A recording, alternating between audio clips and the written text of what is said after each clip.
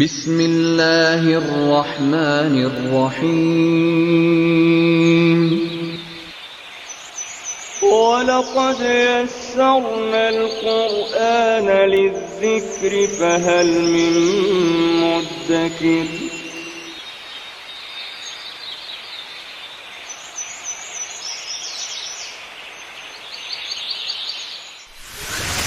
ألف باء تاء ثاء جيم حاء خاء دال ذال راء زاي سين شين.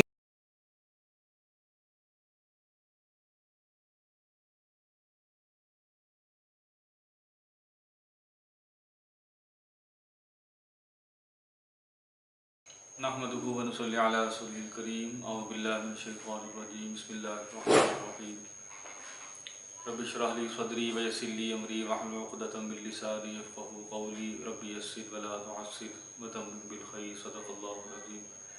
السلام علیکم ورحمۃ اللہ وبرکاتہ. قرآن عربی کورس میں آج الحمدللہ ہمارا 29واں روز ہے اور اس نصاب کا بہت سارا پورشن الحمدللہ ہم پڑھ چکے ہیں. آخر کے اندر اسلام کی جو بنیادی معلومات ہیں قرآن و سنت کے حوالے سے، وہ معلومات کے اوپر ہم روشنی جو ہے وہ ڈال رہے ہیں. عالم ارواح سے جو ہے وہ بات شروع ہوئی، پھر عالم دنیا کا موضوع آیا، پھر عالم برزخ کا موضوع آیا، قبر کے عذاب کا جو ہے وہ ذکر آیا، اور پھر جو لوگ زندہ رہے وہ انہوں نے دیکھا کہ امام مہدی علیہ السلام بھی آئے، پھر دجال بھی آیا، پھر عیسیٰ علیہ السلام بھی آئے. پھر ایک وقت آیا کہ دنیا کے سارے لوگ مسلمان ہو گئے، یا تو کافر مسلمان ہو گئے یا کافر مر گئے. ایک وقت آیا کہ پوری دنیا کے اندر جتنے بھی انسان تھے سب کے سب مسلمان تھے، اور عیسیٰ علیہ السلام نے 40 سال حکومت کی، اور عیسیٰ علیہ السلام کے دور میں ہی یاجوج ماجوج آئے. یہ سارا کچھ ہم گزشتہ اسباق کے اندر پڑھ چکے ہیں. عیسیٰ علیہ السلام جب فوت ہوں گے 40 سال حکومت کرنے کے بعد، پھر حضور علیہ السلام کے ساتھ روضہ پاک کے اندر وہیں پہ دفن ہوں گے. ان کے فوت ہونے کے بعد پھر دوبارہ سے وہی شیطانی جو ہے وہ کام شروع ہو جائے گا، اور لوگ آہستہ آہستہ آہستہ آہستہ پھر شرک کی طرف جانا شروع ہو جائیں گے، اور ایک وقت آئے گا کہ پھر سب لوگ مشرک ہو جائیں گے. اور جب سب لوگ مشرک ہو جائیں گے، دنیا میں ایک بھی بندہ اسلام کا، اللہ تعالیٰ کا نام لینے والا نہ ہوگا. ایک بھی بندہ اسلام کا، اللہ تعالیٰ کا نام لینے والا نہ ہوگا. اس وقت قیامت آ جائے گی. اگر ہم یہ کہیں کہ 100 ارب بندے ہیں اور ان 100 ارب بندوں میں صرف ایک بندہ اللہ تعالیٰ کو ایک مانتا ہے، باقی سب شرک کرتے ہیں، تو جب تک وہ ایک اللہ کا ماننے والا ہے، اس ایک کے صدقے ساری دنیا کا نظام چلتا رہے گا. جب وہ ایک آخری بھی اللہ کو ایک ماننے والا فوت ہو گیا تو اس وقت قیامت آ جائے گی. قیامت کی جو نشانیاں ہیں اس کے اوپر آج ہم نے روشنی ڈالنی ہے کہ قیامت کے قرب میں کیا کیا نشانیاں آئیں گی. بہت ساری جو حدیثوں کا جو نچوڑ ہے وہ یہ ہے کہ قتل عام ہو جائے گا. قاتل کو نہیں پتہ ہوگا میں کیوں مار رہا ہوں، مقتول کو یہ نہیں پتہ ہوگا مجھے کیوں مارا جا رہا ہے. جیسے کہ آج کل ہم دیکھتے ہیں کہ خودکش حملہ ہو جاتا ہے، نہ مارنے والے کو پتہ ہے کہ میں کس کو مار رہا ہوں، نہ مرنے والے کو پتہ ہے کہ مجھے کس نے مارا. نہ قاتل کو پتہ ہوگا کہ میرا مقتول کون ہے، نہ مقتول کو پتہ ہوگا میرا قاتل کون ہے. زنا عام ہو جائے گا، شراب عام ہو جائے گی، جھوٹی گواہی عام ہو جائے گی، اولاد نافرمان ہو جائے گی، سود عام ہو جائے گا. یہ ساری آخرت کی بڑی بڑی جو ہے وہ نشانیاں ہیں. اور چلتے چلتے ایک وقت آئے گا، یہاں پر سورۃ النمل کے اندر آیت نمبر 82 ایک دابہ، ایک جانور کا ذکر ہے. وَإِذَا وَقَعَ الْقَوْلُ عَلَيْهِمْ أَخْرَجْنَا لَهُمْ دَابَّةً مِّنَ الْأَرْضِ. زمین میں سے ایک جانور نکلے گا، زمین پھٹے گی، اور حدیثیں کہتی ہیں عراق کی زمین ہوگی، عراق کی زمین پھٹے گی، وہاں سے وہ دابہ، وہ جانور نکلے گا. اور اس وقت ہماری توبہ کا وقت کب تک ہے؟ جب تک آخری دم فرشتہ جو موت کا ہے اس کو جب تک ہم نہ دیکھ لیں، اس وقت توبہ کا وقت ہے. جب موت کے فرشتے کو کسی انسان نے دیکھ لیا، اب وہ توبہ کرنا چاہتا ہے تو اس کی توبہ کا وقت ختم ہو گیا.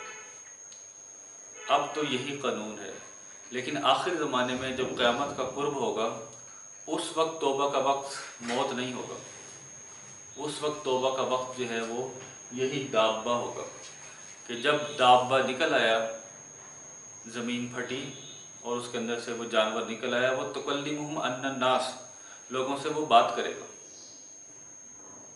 لوگوں سے وہ بات کرے گا۔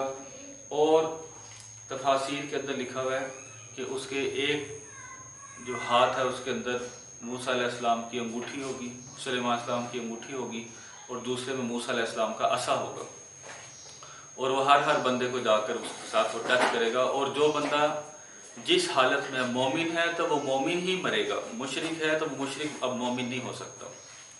تو ایک وقت یہ آئے گا کہ مومن جو ہے جو اس وقت موجود ہوں گے، آہستہ آہستہ آہستہ جب وہ فوت ہو جائیں گے تو اس کے بعد سب کے سب پھر مشرک ہی رہ جائیں گے۔ تو جیسے ہی دابہ زمین سے نکلے گا، حضور علیہ السلام نے فرمایا اس وقت توبہ کا وقت اس وقت کے لوگوں کے لیے ختم ہو جائے گا۔ اور دوسری نشانی یہ بتائی یا تو دابہ پہلے نکل آئے، یا دوسری نشانی یہ بتائی کہ سورج مغرب سے واپس آ جائے۔ دو نشانیوں کہ سورج مغرب میں ڈوب جائے گا، ڈوبنے کے بعد پھر وہ اتنا واپس آئے گا کہ جتنا عصر کا وقت ہو جاتا ہے، اس کے بعد پھر وہ دوبارہ ڈوب جائے گا۔ تو ان دونوں میں سے جو نشانی پہلے آ گئی قیامت کے قرب میں، اس وقت توبہ کا وقت ختم، اس وقت توبہ کا وقت ختم ہو جائے گا، اور اس وقت جو مومن تھے وہ مومن ہی رہیں گے، جو مشرک بدکار ہیں وہ اب دوبارہ مومن نہیں بن سکتے کیونکہ توبہ کا وقت ختم ہو گیا۔ اور پھر مومن فوت ہوتے گئے، ایک وقت آیا کہ ایک مومن بھی نہ رہا، اللہ تعالیٰ کو ماننے والا ایک بندہ بھی نہ رہا، تو اس وقت قیامت آ جائے گی۔ حدیث کے اندر بہت ساری جو قیامت کی نشانیوں میں جو نشانی بتائی گئی وہ یہ تھی کہ 10 محرم کا دن ہوگا، قیامت کا جو دن ہے وہ 10 محرم کا دن ہوگا اور جمعے کا دن ہوگا۔ صبح کے وقت سے ہی جو ہے ایک آواز جو ہے وہ لوگ سننی شروع کریں گے، اور وہ آواز اصل میں اسرافیل علیہ السلام کی سور کی ہوگی، ونفخ فی الصور، جیسے کہ سورہ یاسین کے اندر لکھا ہے، سور ایسے لکھا ہے، ایک سینگ نما چیز ہے، ایک بزل ہے، اور ابھی بھی حدیثیں کہتی ہیں کہ وہ سور بزل، وہ ہارن، سینگ نما ہارن اپنے منہ میں لے کر انتظار میں ہے کب اللہ کا حکم ہے اور سور میں پھونک مارو گے، اور پھر جب وہ سور میں پھونک ماریں گے تو لوگ آواز آہستہ آہستہ آہستہ بلند ہوتی جائے گی، اور اتنی بلند ہو جائے گی کہ لوگوں کی برداشت سے باہر، اور لوگ اس کی آواز کی طاقت سے لوگوں کے کلیجے پھٹ جائیں گے، سب لوگ مر جائیں گے، نہ صرف لوگ مر جائیں گے بلکہ سب فرشتے بھی مر جائیں گے اس آواز کی طاقت سے، سب فرشتے مر جائیں گے، سب انسان مر جائیں گے۔ اس کے بعد احادیث یہ کہتی ہیں کہ اللہ تعالیٰ جبرائیل علیہ السلام سے پوچھیں گے کہ اب کون کون باقی بچا، تو بتایا جائے گا 4 مقرب فرشتے، جبرائیل علیہ السلام، اسرائیل علیہ السلام، اسرافیل علیہ السلام اور میکائیل علیہ السلام، یہ 4 بچ گئے۔ اس کے بعد جو ہے وہ میکائیل علیہ السلام کی روح قبض کرنے کا بھی آرڈر ہو جائے گا، اس کے بعد جو ہے وہ اسرافیل علیہ السلام کا بھی آرڈر ہو گیا، میکائیل علیہ السلام بھی ہو گیا، آخر میں صرف جو بچ جائیں گے جبرائیل علیہ السلام کا بھی ہو گیا، آخر میں صرف اسرائیل علیہ السلام بچ جائیں گے، جس نے پوری دنیا کے انسانوں کی، جانوروں کی روحوں کو قبض کیا، وہ خود بچ جائیں گے اکیلے۔ تو حدیث یہ کہتی ہے، اس کا مفہوم یہ ہے کہ جب اللہ تعالیٰ پوچھیں گے کہ اب کون بچاؤ، کہیں گے اللہ تعالیٰ ایک آپ کی ذات ہے، ایک میں، تو اللہ تعالیٰ اس کو حکماً کہیں گے کہ میں نے تجھے ایک کلمہ کن سے پیدا کیا، اب میں تجھے حکم دیتا ہوں کہ تو مر جا۔ اور جب خود اس کے اوپر موت کی کیفیت طاری ہوگی اور وہ اتنی زور سے چیخ مارے گا فرشتہ اسرائیل علیہ السلام کہ اس وقت اگر دنیا کے لوگ زندہ ہوتے تو اس کی چیخ سن کے مر جاتے۔ تو حدیثوں سے ہمیں معلوم یہ ہوا کہ جب سب زیرو مر جائیں گے، انسان بھی فرشتے بھی، تو سب سے آخر میں مرنے والا فرشتہ کون سا ہوگا؟ اسرائیل علیہ السلام۔ اور زندہ کس کو پہلے کرنا ہے؟ اسرافیل علیہ السلام کو۔ اسرافیل زندہ کرنے میں اسرافیل علیہ السلام کو زندہ کیا جائے گا، اسی سور سے سب لوگ مرے تھے، اسی سور کو دوبارہ پھونک ماریں گے، سب لوگ زندہ ہونا شروع ہو جائیں گے۔ اللہ تعالیٰ کی ایک کن سے سب لوگ زندہ ہونا شروع ہو جائیں گے، جو اس وقت مرے تھے وہ بھی، اور جو آدم علیہ السلام سے لے کے جتنے بھی سب لوگ مر چکے تھے سب کے سب زندہ ہو جائیں گے، اور پھر حساب کتاب شروع ہوگا۔ زندہ ہونے والے جو لوگ ہیں ان کے ساتھ ساتھ سب جانور بھی زندہ ہوں گے۔ کیا قرآن مجید میں بھی اس چیز کا ذکر ملتا ہے، وَإِذَا الْوُحُوشُ حُشِرَتْ، اور ایک اور جگہ بھی آیت میں جو بتایا گیا کہ سب جو یہ ہیں پرندے ہیں، طیور جو ہیں، ان سب کو، جانوروں کو اکٹھا کیا جائے گا۔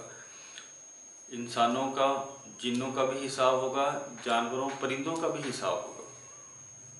فرق صرف یہ ہوگا کہ جانور اور پرندوں کا حساب ہونے کے بعد، جیسے کہ ایک حدیث کے اندر اس کی مثال بیان کی گئی کہ ایک سینگوں والی بکری نے اگر بغیر سینگ والی بکری کو ناجائز ٹکر ماری تھی تو بغیر سینگ والی بکری کو کہا جائے گا اپنا بدل لو، وہ اس کو اسی طرح ٹکر مارے گی، اور پھر ان کے اندر باہم انصاف ہوگا۔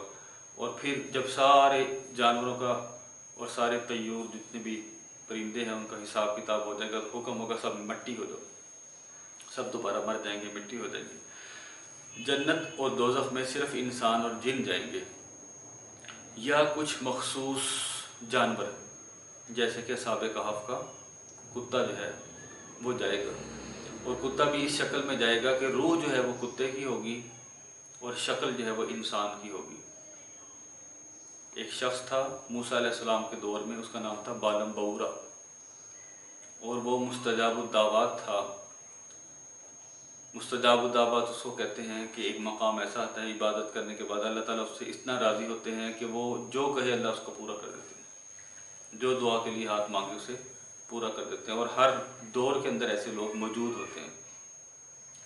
تو موسیٰ علیہ السلام کے دور میں بالم بورا جو بندہ تھا، مستجاب الدعوات تھا، لوگ بنی اسرائیل کے اس کے پاس آئے اور آ کر کہا موسیٰ علیہ السلام کے لیے بد دعا کر دو۔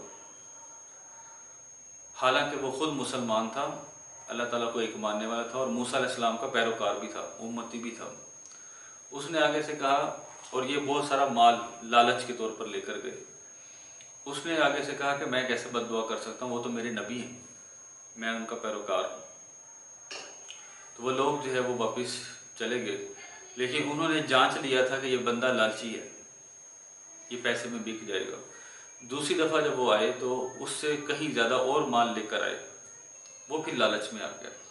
جو مستجاب الدعوات تھا وہ لالچ میں آیا، اور لالچ میں آ کر کہتے ہیں کہ اس نے صرف ہاتھ اٹھائے اور صرف اتنا کہا یا اللہ موسیٰ، اتنے جملے کے اوپر ہی وہ راندہ درگاہ ہو گئے جیسے کہ شیطان مردود ہو گیا تھا۔ اب جنت کے اندر علماء کرام اس کی تفسیر کہتے ہیں کہ جنت کے اندر بالم بورا کی جو جگہ خالی تھی، اصحاب کہف کا جو کتا تھا روح اس کی ہوگی، شکل بالم بورا کی ہوگی، انسانی شکل بالم بورا کی ہوگی، تو وہ اس شکل میں وہاں پر وہ جائے گا۔ اور عرفات کا جو میدان ہے سعودی عرب کے اندر جہاں پر حج کا خطبہ بھی ہوتا ہے، وہاں پر زمین کو بالکل وَإِذَا الْأَرْضُ دَكًّا دَكًّا دُكَّتِ الْأَرْضُ دَكًّا دَكًّا، کہ زمین کو کوٹ کوٹ کر بالکل سیدھا کر دیا جائے گا۔ سب لوگ حشر کے میدان میں عرفات میں جو ہے وہ جگہ ہوں گے، اکٹھے ہوں گے، وہیں پر اللہ تعالیٰ کا جو ہے وہ عرش اترے گا، اور کوئی سایہ نہ ہوگا سوائے اللہ تعالیٰ کے عرش کے، اور اس وقت پھر لوگ 3 حصوں میں بٹ جائیں گے۔ ایک وہ لوگ ہوں گے جو عرش کے نیچے ہوں گے، ان کا نام ہوگا سابقین، نیکی میں سبقت کرنے والے، اور ایک ہوں گے اصحاب الیمین، ایک ہوں گے اصحاب الشمال۔ سورہ واقعہ کے اندر ان کا تینوں کا ذکر ہے، ایک دائیں ہاتھ والے ہوں گے، ایک بائیں ہاتھ والے ہیں۔ جو عرش کے نیچے ہیں وہ انبیاء ہیں، وہ صدیقین ہیں، وہ شہداء ہیں، وہ صالحین ہیں، وہ نیک بندوں کے گروپ ہیں جو کامیاب لوگ ہیں۔ اور دائیں طرف وہ ہیں جو ہیں تو مسلمان لیکن کچھ نیکیاں کی کچھ گناہ کیے، دونوں چیزیں کی۔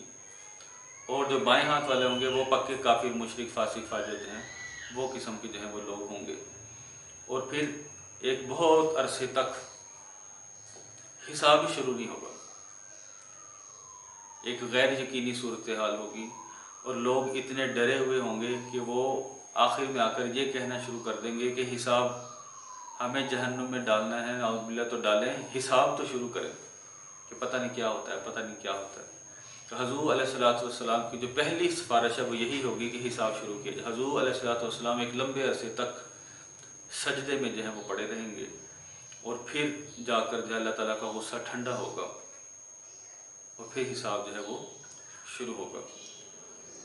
بقیہ جو اس سے آگے جو واقعات ہیں اور پھر حوض کوثر کا منظر ہے، میزان کا منظر ہے، پلسرات کا منظر ہے، جنت ہے، دوزخ ہے، یہ انشاءاللہ ہم اگلے لیکچر کے اندر ڈسکس کریں گے۔ اللہ تعالیٰ ہمیں قیامت سے پہلے، مرنے سے پہلے آخرت کی تیاری کی توفیق عطا فرمائے۔ ابھی سورۃ البقرہ کا ترجمہ جو ہے وہ دیکھ لیتے ہیں۔